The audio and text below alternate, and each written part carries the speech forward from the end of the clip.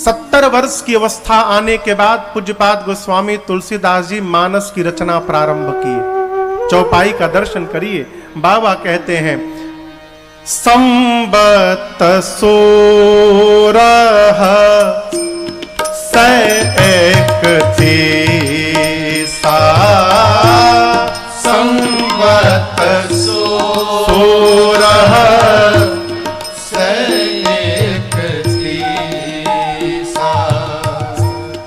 करऊं कथा हरि पद धरि सीसा। करऊं कथा हरि पद धरि सीसा।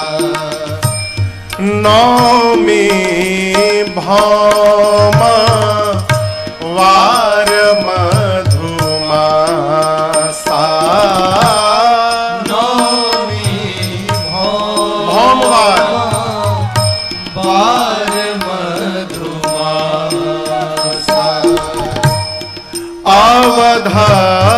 अवधपुरी यह चरित प्रकाशा। अवधपुरी यह चरित प्रकाशा। जेहि दीन राम जन्म श्रुति गावहि। जेहि दीन राम जन्म श्रुति गावहि। उस दिन तीरथ सकल कहाँ चलिया तीरथ सकल कहाँ चलिया। गोस्वामी तुलसीदास जी कहते हैं मन करि विषय अनल बन जराई। और होई सुखी जो यही सर पर। पूज्यपाद गोस्वामी तुलसीदास जी मानो अपने जीवन का अनुभव कह रहे हैं।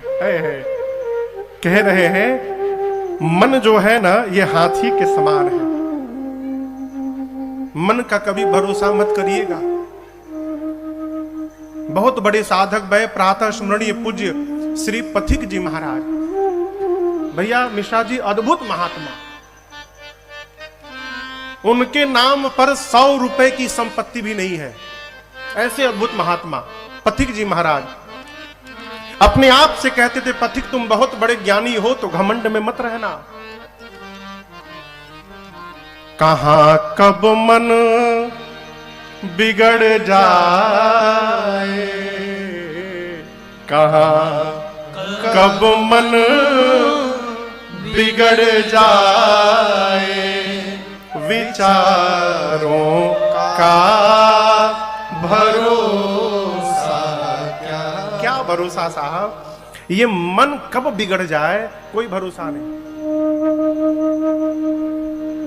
गोस्वामी तुलसीदास जी महाराज मन को हाथी कह रहे हैं। हाथी को देखे हैं ना, हाथी कैसे झूम के चलत है। कब वो हाथी के पास नहीं खड़ा होना चाहिए। कब मन बिगड़ जाए उसका उठा के पटक देगा सीताराम हो जाएगा। हमारे गांव के तरफ एक बारात निकलने वाली थी। उसमें एक नई गाड़ी आई थी फूल से सजा के दुल्हा बैठने के लिए। बारात में जाने के लिए हाथी घोड़ा सब आया हुआ था। हाथी दरवाजे पर आया तब तक सनक गया साहब।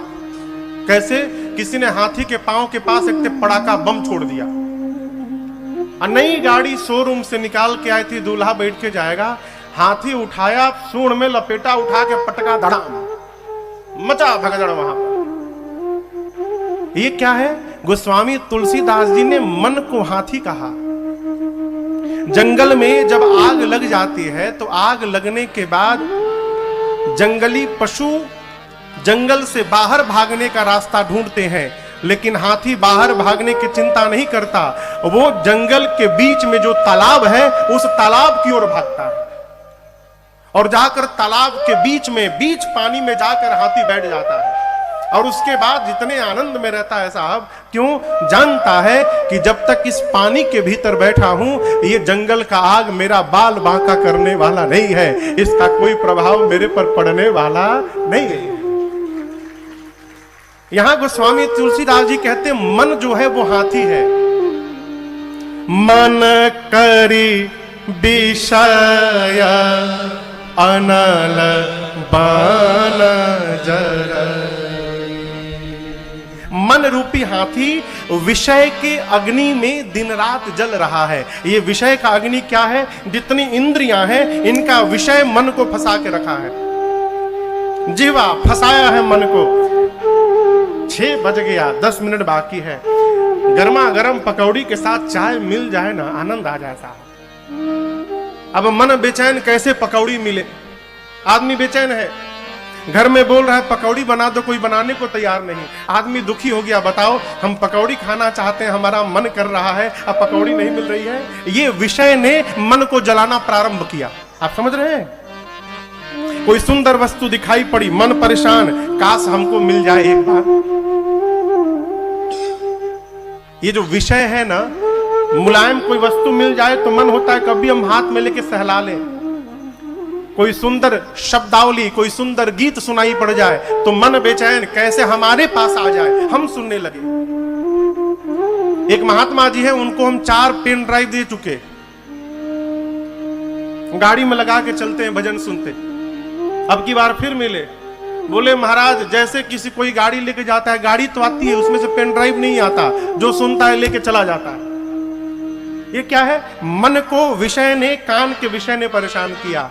बढ़िया सुनाई पड़ा, हम सोचे हमको मिल जाए, बढ़िया भोजन सुनने को मिला, हमको मिल जाए। ये मन इस विषय की अग्नि में दिन रात जल रहा है। सुखी कैसे होगा साहब? गोस्वामी जी कहते हैं, होए सुखी